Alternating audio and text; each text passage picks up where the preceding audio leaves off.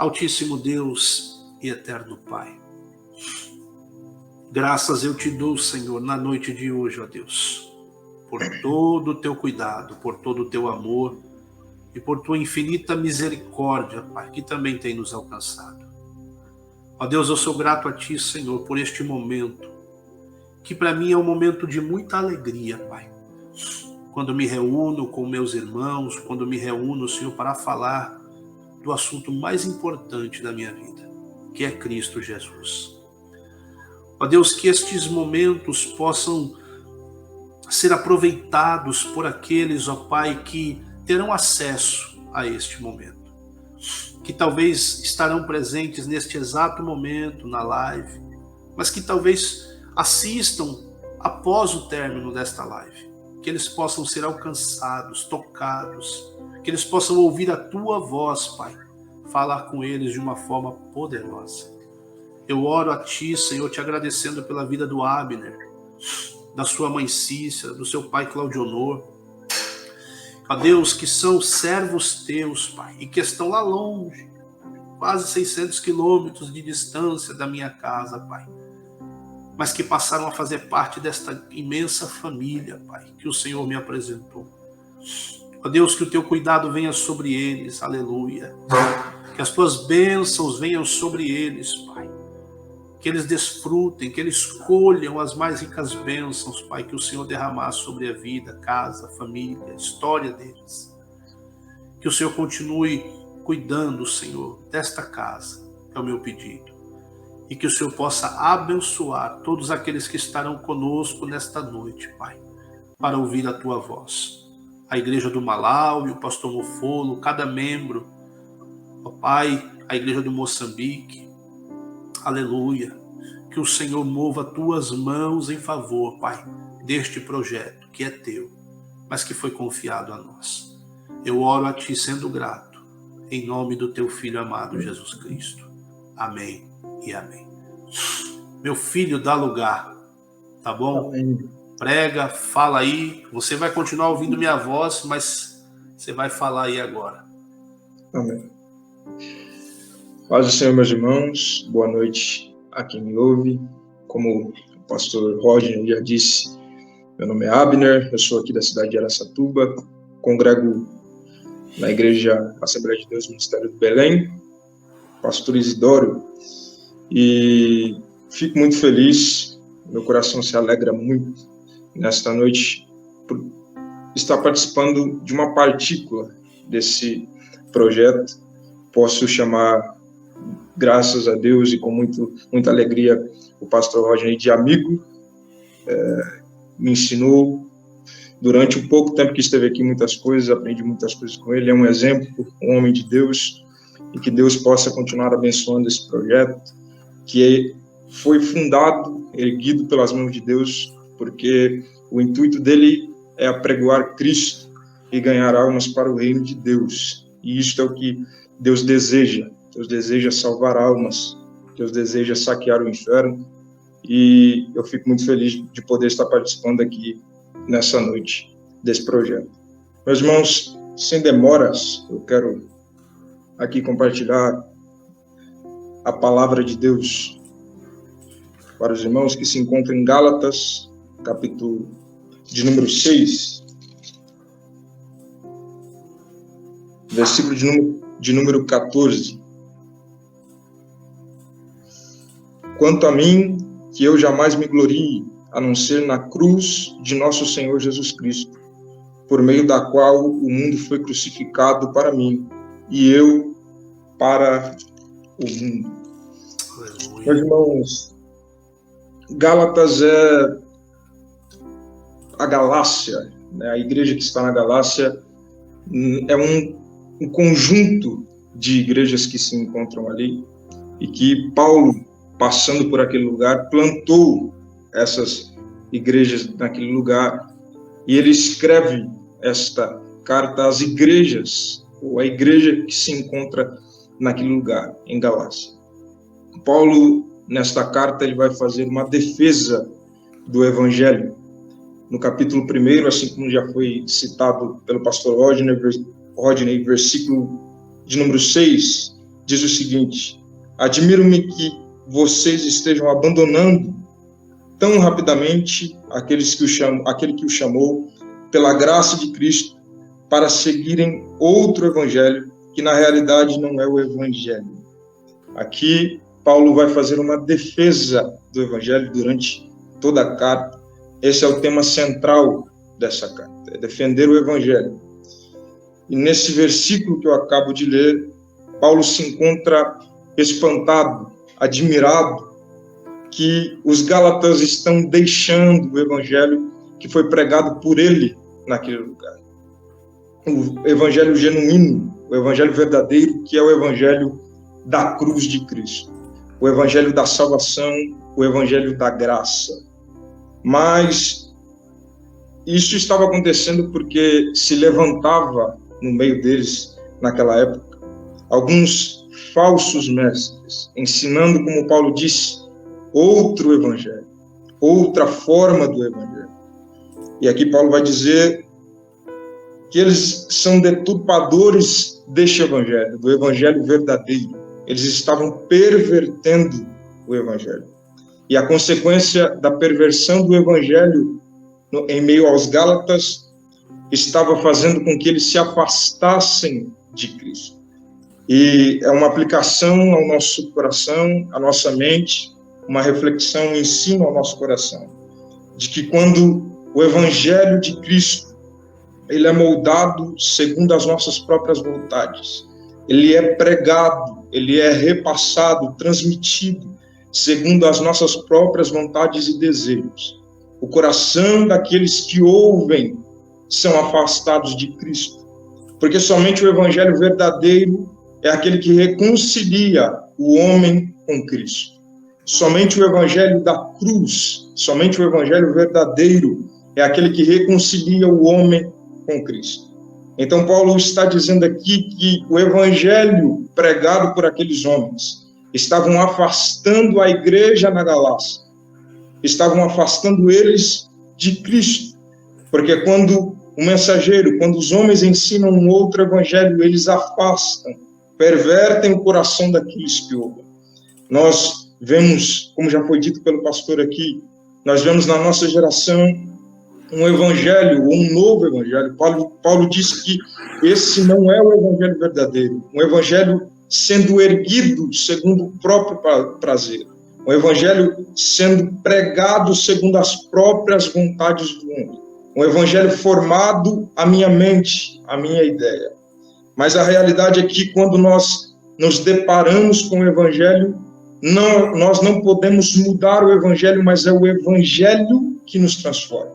Quando nós nos deparamos com a cruz, não é a cruz que é moldada ao meu desejo, não é o evangelho ou a mensagem de Cristo que é moldada à minha vontade, mas é a cruz, o evangelho de Cristo que molda o meu coração. Então Paulo estava dizendo aqui que eles estavam perturbando a igreja, ensinando um evangelho que não era o evangelho de Cristo. Aqui quem ensinava esse novo evangelho, ou esse outro evangelho, eram homens chamados de judaizantes, da seita dos fariseus.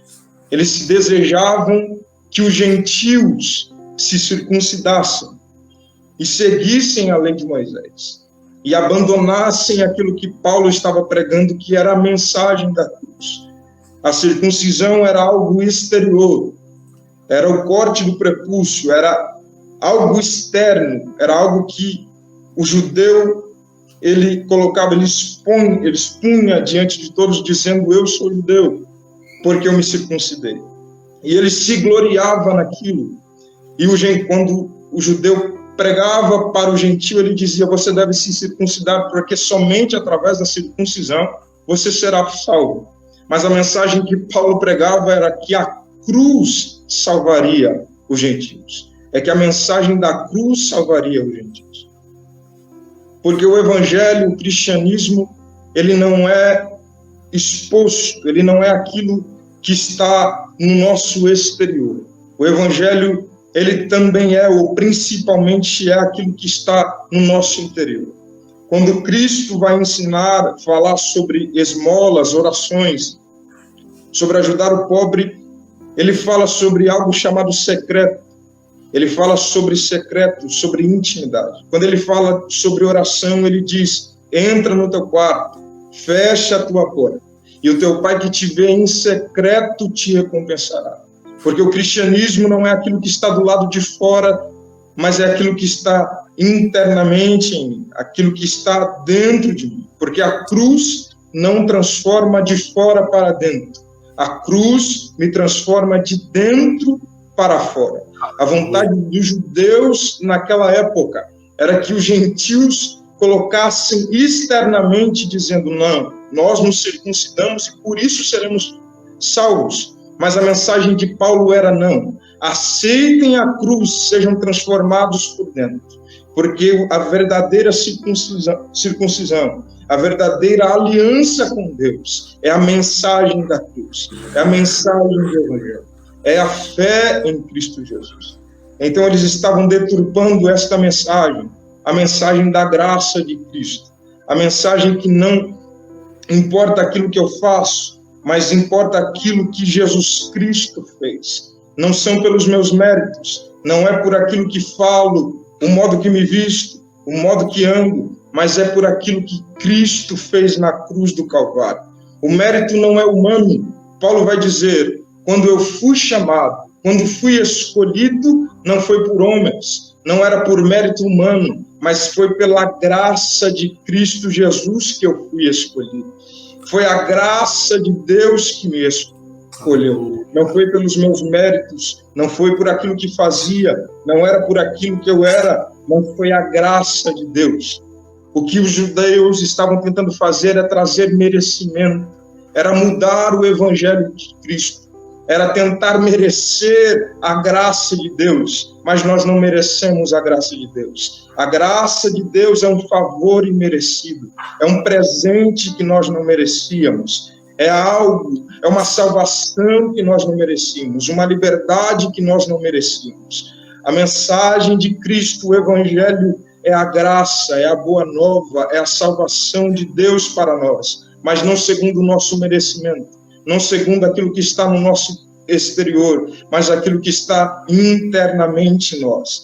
Paulo vai dizer: o justo viverá pela fé, e a fé está internamente em nós. Cristo não quer que você mude por dentro, porque na nossa geração, por fora, porque na nossa geração há muitos transformados, travestidos por fora, mas internamente são sepulcros caiados. O evangelho verdadeiro te transforma internamente, te transforma de dentro para fora.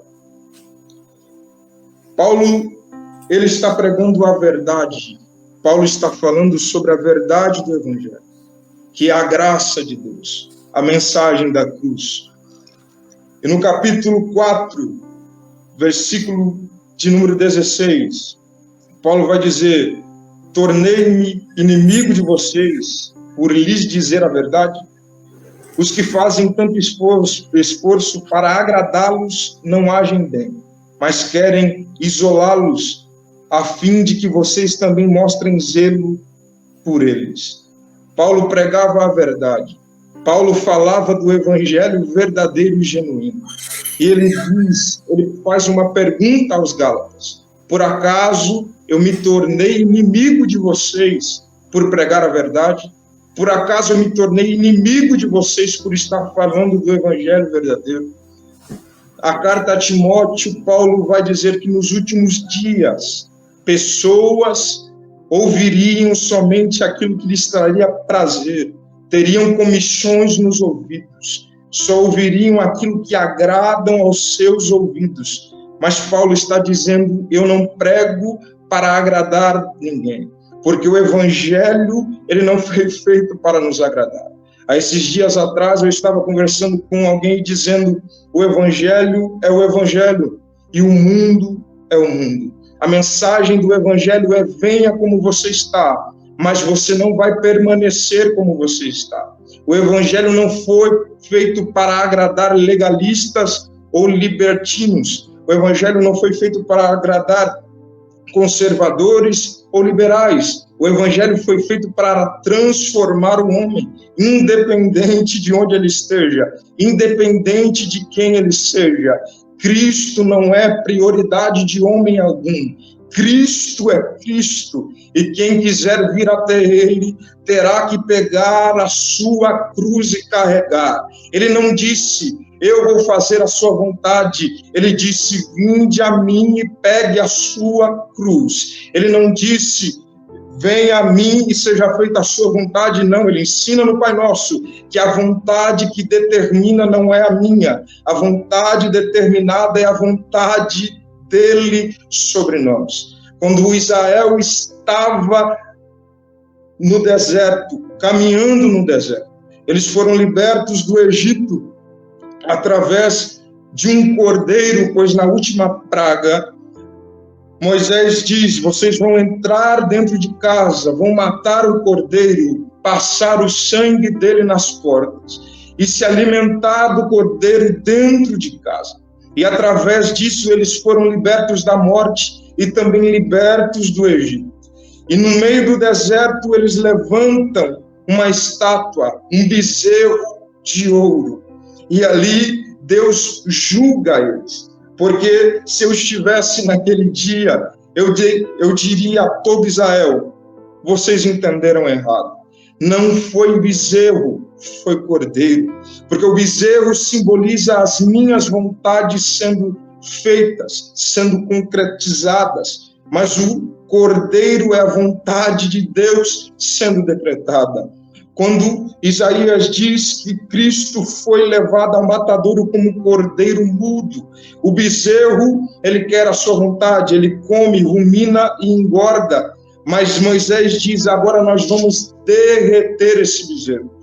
O bezerro simbolizava o ego, o eu, e Moisés estava dizendo: o eu de vocês, o ego de vocês deve ser derretido, deve ser exterminado, para que o cordeiro permaneça dentro de vocês. E o cordeiro é Cristo, o cordeiro é Jesus. Ele deve estar internamente em nós. Quando os judeus queriam mostrar, quando os judeus diziam para os gentios serem circuncidados, eles queriam mostrar quem eles eram. Eles queriam ser conhecidos, ser aclamados, ser aplaudidos por aquilo que havia externamente dentro deles. Mas a cruz de Cristo não estava dentro deles. Então Paulo está pregando em defesa ao Evangelho. E já findando aqui a minha palavra, Paulo vai dizer no capítulo de número 6, Paulo declara no capítulo de número 6, que se alguém considera ser alguma coisa, no versículo de número 3, se alguém considera ser alguma coisa, não sendo nada, engana-se a si mesmo. Paulo está dizendo a esses que achavam que eram alguma coisa por causa da circuncisão. Ele estava dizendo: vocês estão enganando a si mesmos. Vocês estão enganando a vocês mesmos. E no versículo de número 12, ele vai dizer: os que desejam causar boa impressão exteriormente, tentando obrigá-los a se circuncidar, agem desse modo apenas para não serem perseguidos por causa da cruz. Porque quando o gentil dizia que não iria circuncidar-se, porque a cruz de Cristo era o suficiente, eles eram perseguidos pelos judeus. Aqui nós vemos um contraste daquilo que nós vivemos hoje em dia. As pessoas, elas querem que o Evangelho lhe agrade. E quando o Evangelho não lhe agrada, ela persegue, ela vira as costas. Verdade. Aqui os judeus seguiam o Evangelho de Cristo, os gentios seguiam o Evangelho de Cristo e por isso eram perseguidos. E por isso eles eram perseguidos pelos judeus. Paulo, ele está declamando, dizendo: não importa a vergonha que a cruz me causa, não importa a perseguição que a cruz me causa, a cruz de Cristo é o suficiente. Não são as cerimônias dos judeus, não são aquilo que há exteriormente em mim, mas a cruz de Cristo foi quem me libertou. O sacrifício no Calvário foi aquilo que me libertou. Não são as coisas que eu faço, não são as bondades que eu faço, mas a cruz de Cristo me libertou. Porque a lei não poderia ser feita, ser completa pelas pessoas, pelos gentios. Ninguém cumpria a lei completamente. Mas Paulo está dizendo, mas na cruz de Cristo, ele foi aquele que cumpriu toda a lei. Ele foi aquele que obedeceu toda a lei. Ele é aquele que não tem pecado. Ele é aquele que cumpriu toda a lei e através da fé nele eu fui justificado. Através dele eu sou santificado. Não são através das mãos humanas, não são através das cerimônias humanas, não é através daquilo que se vê externamente, mas ele me justificou através da fé que tenho nele. Através da fé que eu tenho na cruz de Cristo. Através da fé que eu tenho em Cristo, eu fui justificado. E no versículo 14, ele vai dizer, quanto a mim, que eu jamais me glorie, a não ser na cruz de nosso Senhor Jesus Cristo, por meio da qual o mundo foi crucificado para mim, e eu para o mundo. O pedido de Deus nessa noite, eu digo isto como mensageiro da palavra de Deus. Eu digo isto com firmeza. O desejo de Deus é que nós nos abstenhamos de invencionistas, nos abstenhamos de coisas que foram colocadas no Evangelho. Um Evangelho diferente, um Evangelho moldado à imagem do homem. E que nós nos rendamos novamente aos pés da cruz. Que nós estejamos diante da cruz do Calvário. Que nós estejamos diante da vontade de Deus.